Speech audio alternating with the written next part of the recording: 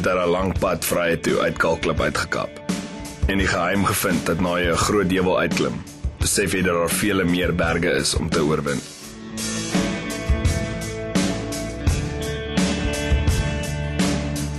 Hy is nie heilig nie, behalwe as jy dink aan 'n heilige as 'n sondaar wat net aanhou probeer.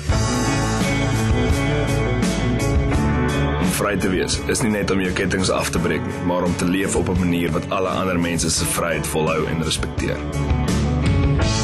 Hy het gekom en gegaan en vir ons in 'n kort tyd weer gewys hoe om werklik onselfsugtig te wees. Gaan ons kies om hierdie keer iets uit 'n wonderwerk te probeer leer.